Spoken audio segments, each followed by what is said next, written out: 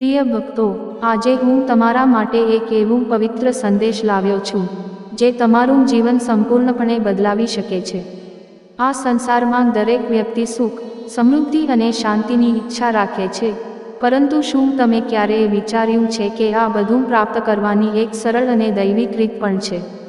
જે પણ ભક્ત સાચા મન અને શ્રદ્ધા સાથે શનિદેવના આ મંત્રનો 108 વખત જાપ કરે છે, તે તેના જીવનમાં તે બધું પ્રાપ્ત કરી શકે છે જેની તેને ક્યારેય ઈચ્છા કરી હોય। આ મંત્ર માત્ર શબ્દ નથી, આ શનિદેવની એ દૈવિક શક્તિ છે જે તમને બ્રહ્માંડની અનંત ઉર્જાથી જોડે છે। જ્યારે તમે આ મંત્રનો જાપ કરો છો, ત્યારે તમારા જીવનમાં આવેલી બધી જ અડચણો શનિદેવની કૃપાથી દૂર થઈ જાય છે।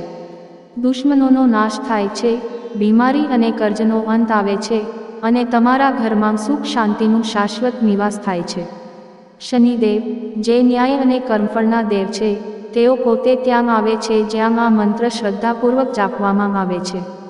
ભક્તો, ધ્યાન આપો, આ મંત્ર માત્ર ભૌતિક સુખ સંપત્તિ જ નહીં આપે, પરંતુ તે તમારી આત્માને પણ શાંતિ અને સંતુલન પ્રદાન કરે છે। જે ભક્ત તેને પૂર્ણ વિશ્વાસ અને સચ્ચાઈથી કરે છે, તેના જીવનમાં કોઈ પણ પ્રકારની ખોટ નથી રહેતી।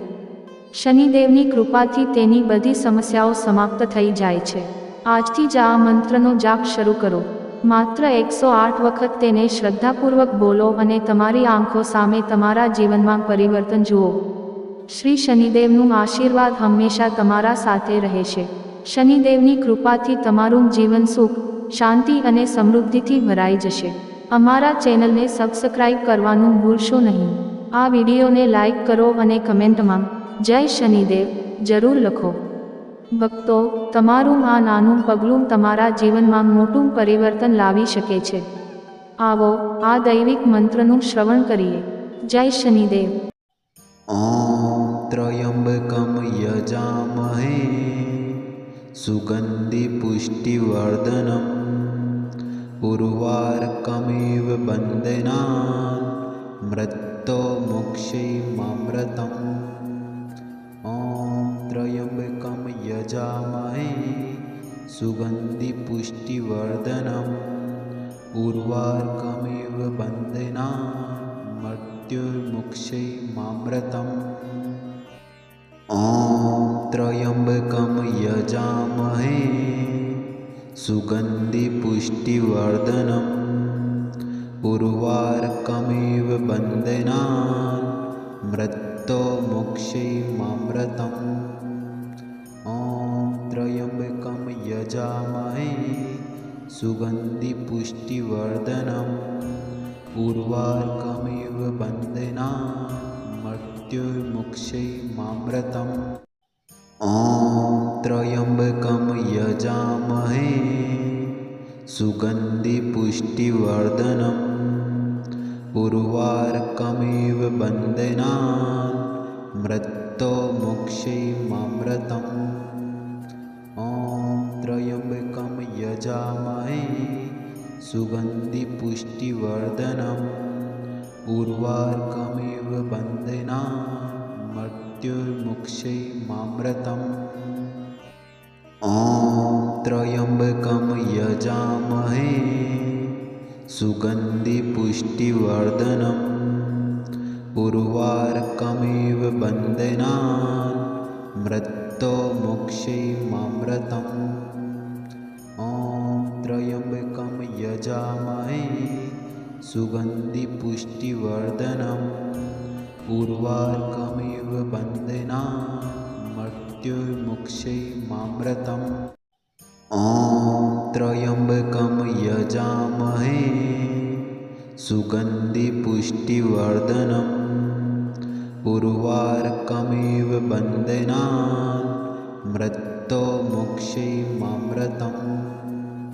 ॐ त्र्यम्बकं यजामहे सुगन्धिपुष्टिवर्धनम् उर्वारुकमिव बन्धनान् मृत्युर्मुक्षीयमामृतम्।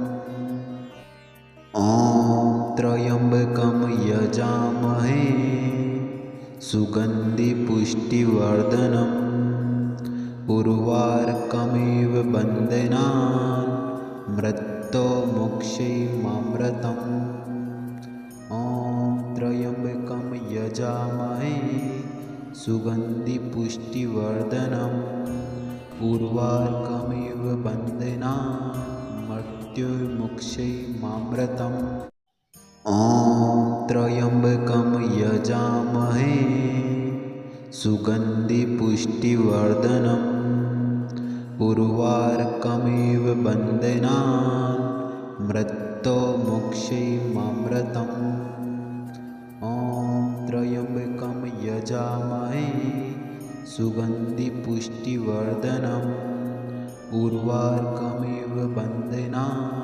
मृत्युर्मुक्षैमामृतम् ॐ त्र्यम्बकं यजामहे सुगन्धिपुष्टिवर्धनम् उर्वारुकमिव बन्धनान् मृत्तो मोक्षैमामृतम् ॐ त्र्यम्बकं यजामहे सुगन्धिपुष्टिवर्धनम् उर्वारुकमिव बन्धनान् मृत्युर्मुक्षैमामृतम् ॐ त्र्यम्बकं यजामहे सुगन्धिपुष्टिवर्धनम् उर्वारुकमिव बन्धनान् मृत्तो मोक्षैमामृतम् ॐ त्र्यम्बकं यजामहे सुगन्धिपुष्टिवर्धनम्